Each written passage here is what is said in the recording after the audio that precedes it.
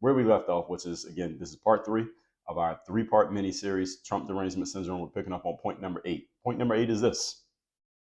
Here's what happens when Trump wins another election, which we already know now. He won in November 2024, and people start experiencing the cognitive dissonance of their beliefs, again, clashing with reality. Because some of you had Trump Derangement Syndrome in 2016.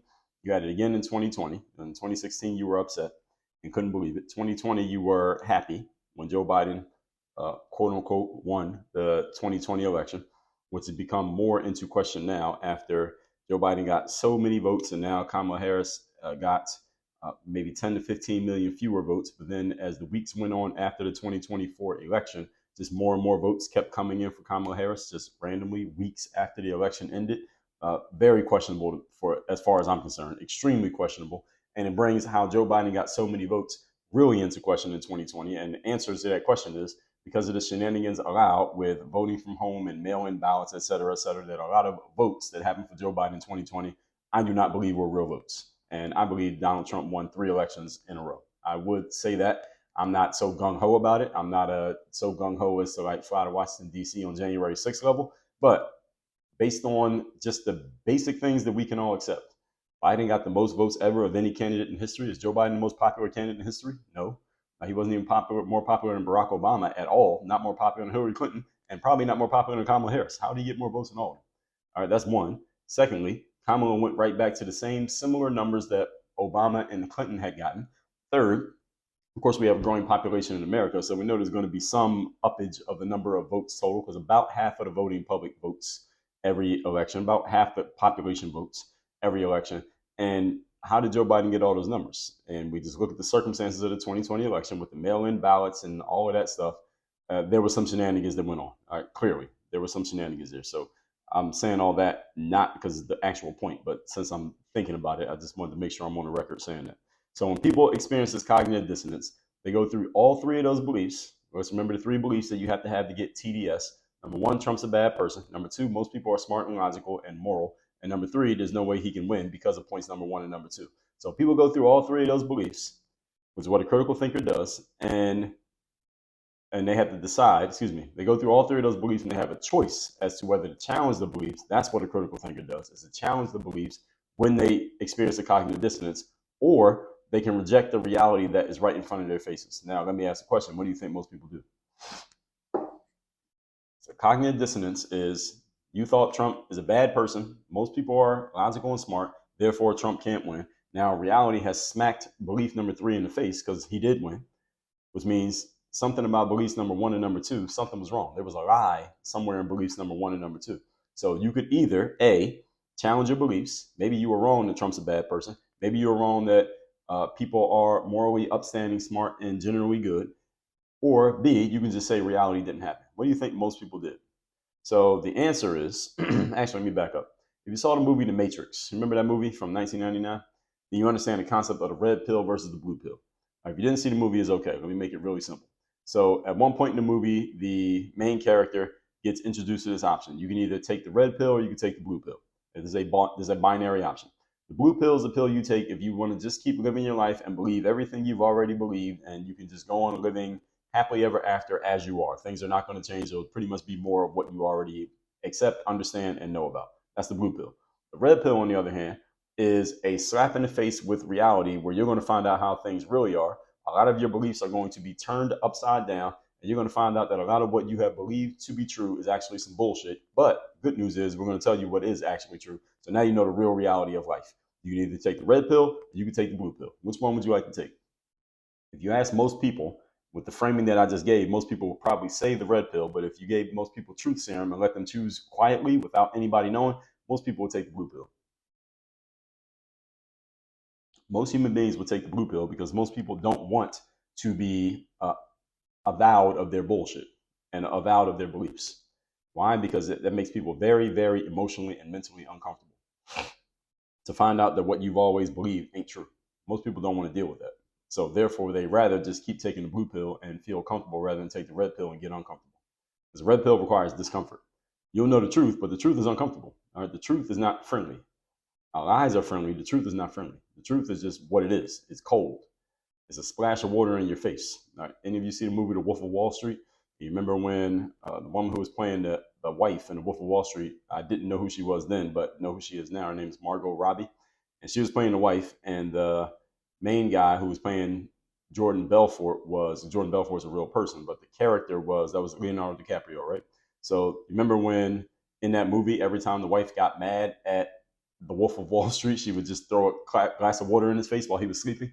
All right, that's you. All right, that's the red pill. That's you taking the red pill, is that every time you're in deep sleep, someone throws a glass of cold water in your face to wake you up. All right, do you want that?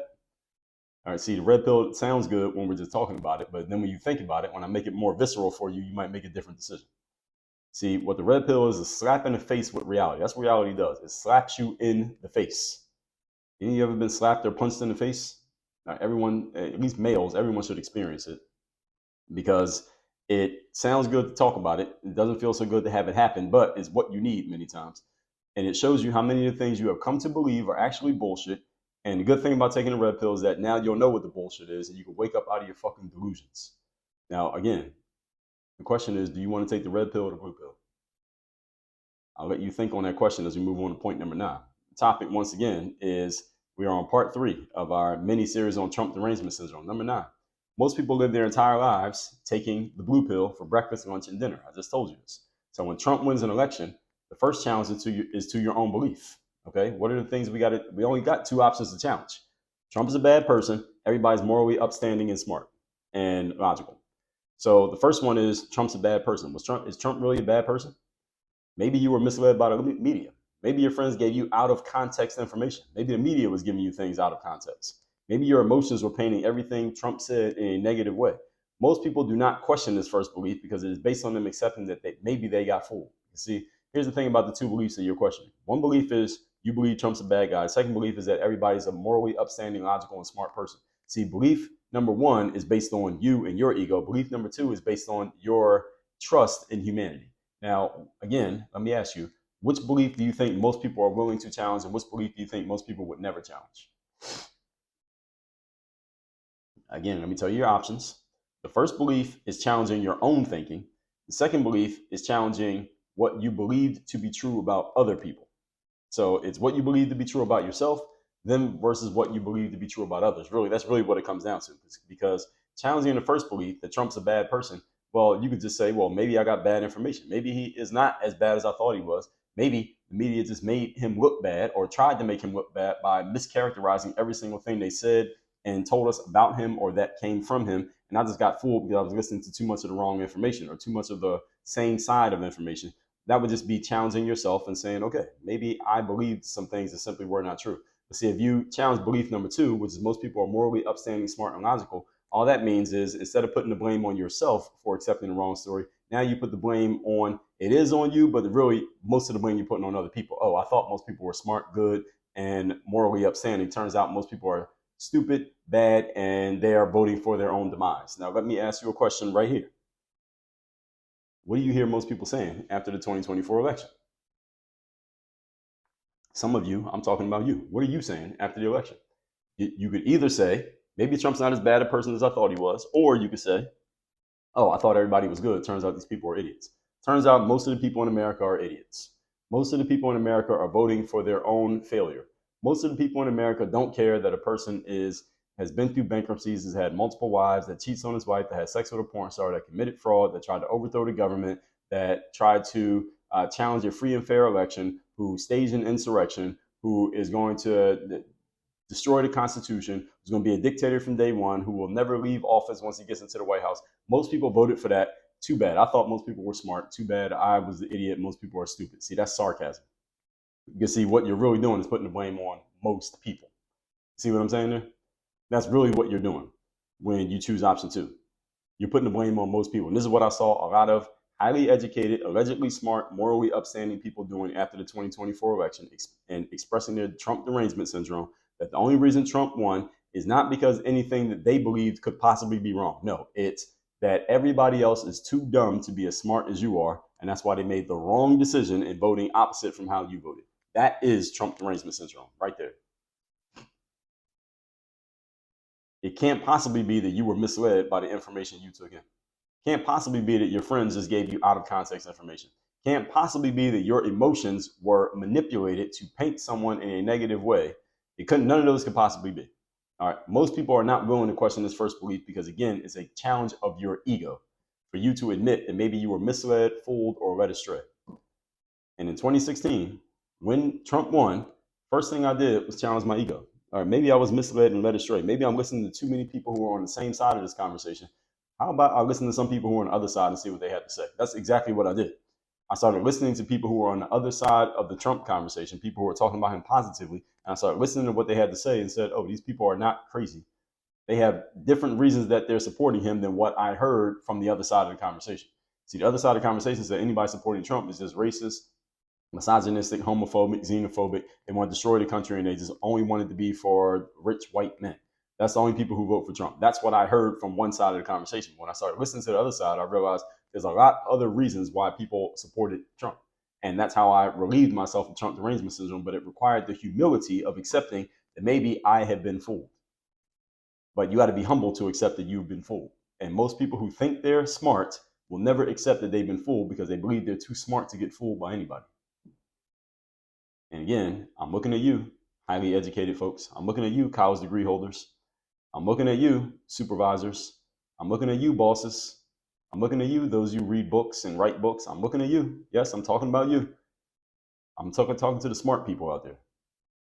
These people are the least likely ever to admit that your intelligence may not be as sharp as you thought it was, because this would be a blow to your ego.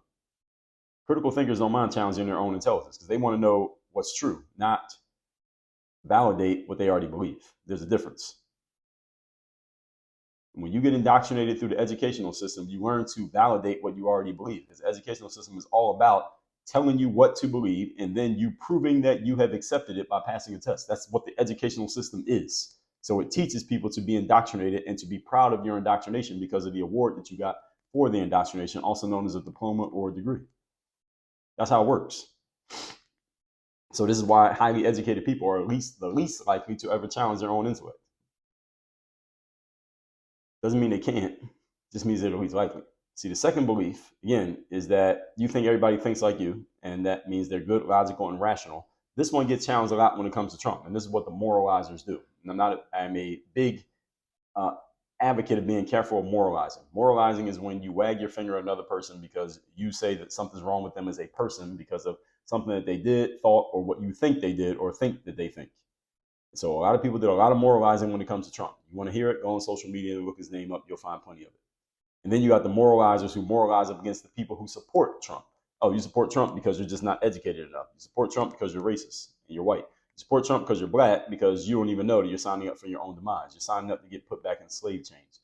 You support Trump because you're an immigrant and Trump's going to deport you and your whole family. You support Trump even though you're LGBTQ and he's going to strip away all your rights. You support Trump because, oh, you're a rich white man. Of course you support Trump. You support Trump because you're a white woman. Oh, of course you support him because you just want rich white men to stay in control of things and you don't want to have control of yourself. You voted against yourself. See, aren't these things you hear all the time? If you use social media half as much as I do, I think you pretty much hear it. Some of you are guilty of publishing it. Yeah, I see you. I see you. The moralizers decide that the only way Trump can win is because the people who voted for him are all these things: racist, misogynistic, voted for their own demise, deportation, slavery, worsening of their own lives. All right, you all are just too dumb to realize that that was going to happen. No wonder you voted opposite from how I voted. Again, I'm being sarcastic. The moralizers just think everyone else is too stupid to have done the quote unquote right thing, which is to agree with you. Of course, the right thing is agreeing with you, but disagreeing with you, obviously, that must mean that they're terrible people and they're too dumb and they're not logical enough and they're emotional and you're completely logical. Of course. Again, that's a sarcasm if you didn't catch it. This is how many high-minded TDS victims explain the 2024 election. Again, go ask them and they'll tell you. They'll say this in their own words. All right, you can go and real life test everything that I just told you. Get on social media, just scroll around for a little bit, and you'll see this yourself. You don't have to take my word for it. The third option is maybe he didn't win the election. Some people hold on to that one, but not many. All right, people held on to that one for a few days after the election.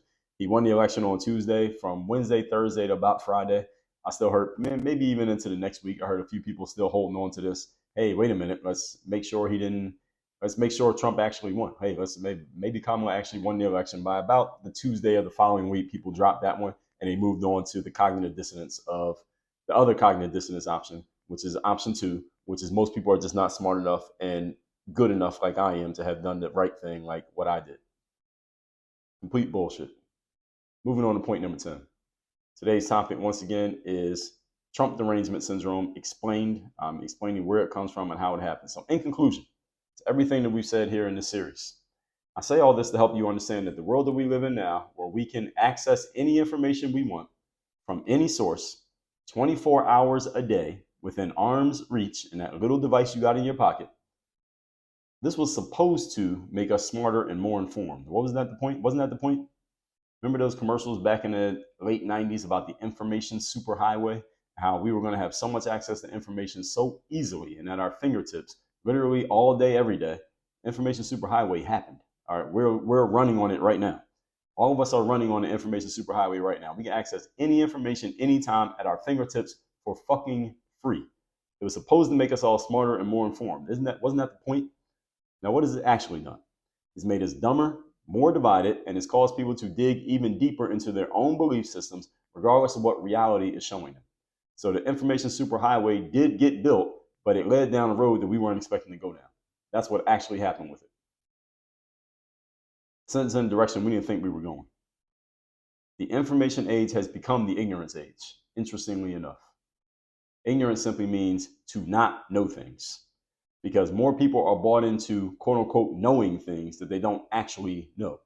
People know things based on what they've heard, what they've seen, and how they've been manipulated emotionally to think that they logically understand something, but they don't even realize that the information that they received is taken completely out of context. They're receiving facts, but they're not receiving the truth. And facts and the truth are not the same thing. Facts can be taken out of context. The truth is all the context. And the problem with the information superhighway is that superhighway part. Superhighway means speed.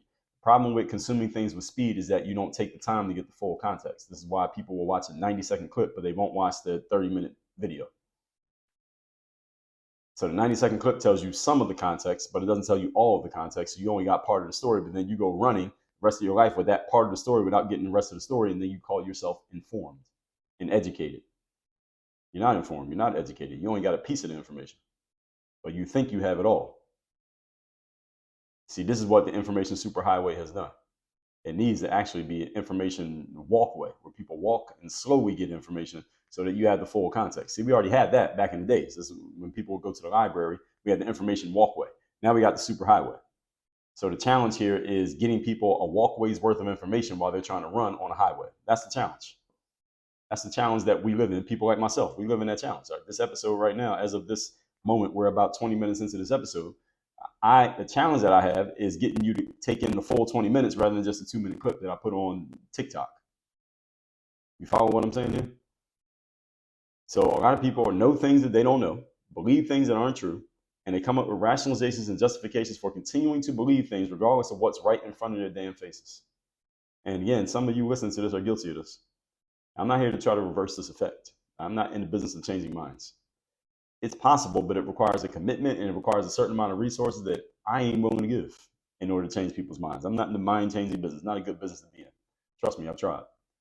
What I'm sharing this is to help you not be a victim of it. Those of you who are still salvageable, do not become a victim of this, because so many others have become victims. I'm just hoping that you don't become one of them. That's the only reason I'm doing this. And I'm using, again, Donald Trump as a frame and a canvas for this situation, but it's not really about Donald Trump. It is, but it isn't, if you're listening to what I've been saying these last 3 episodes. So let's recap today's class, which is Trump derangement syndrome explained. Point number 8, what happens when Trump wins another election is people experience this cognitive dissonance of their beliefs clashing with reality. They go through all 3 of those beliefs and they have a choice as to what to do about it. What most people do is they absolutely do not pick option A, which is that they possibly could have gotten fooled, because most people think they're too damn smart to ever get fooled by anybody. Point number 9, most people live their entire lives taking the blue pill rather than the red pill. The blue pill allows you to keep thinking whatever you want to think. The red pill challenges you by slapping you in the face with reality every time you take it. Most people aren't willing to take a red pill because, again, it would challenge your intellect, which is connected to your ego. And the more educated you are, the more your intellect and ego are tethered together, and the less willing you are to have them challenged. So what people end up doing is concluding that the only reason Trump can win an election is because most people are not as smart, logical, or morally upstanding as they are. Therefore, that's the reason why all these dumb people voted for Trump. Like literally half the voting public voted for Trump because they're all just too dumb, which is what most people come to the conclusion to believe. And point number 10, in conclusion, I'm saying all this to help you understand the world we live in now, where we can access information anywhere at any time, was supposed to make us smarter and more informed, but it's actually made us dumber, more divided, and people have dug into their own belief systems. We are supposed to be in an age of information, but we're actually in the age of ignorance, because the more information we have access to out of context, the dumber we become. See, when you have information out of context, you don't have the full information, which means there's a lot of things you don't know. And the definition of ignorance is to not know things. So if you see a 90-second clip from a 30-minute video, there's 28 minutes and 30 seconds that you don't know about, but you think you know something because you saw the 90-second clip. All right, that's increasing your ignorance, not decreasing it. You're better off having not seen any of it at all, because then at least you wouldn't have an opinion. You see how that's happening? See how that works? See, I'm not in the business of changing people's minds. I'm not trying to get anybody to stop thinking the way that they think. You think how you think. The point being that you need to be wary of your own cognitive dissonance, because you're going to experience it. You're going to get slapped in the face with reality. The question is, will you take the red pill or will you spit it out and take the blue pill? It is your choice. All that said, folks, workonyourgameuniversity.com. You want to work with me directly and get a red pill about how to get your mind in the right place, your business in the right place, your career where you want it to be, and get all of them aligned with my direct help, go to workonyourgameuniversity.com. Work on your game. Dre all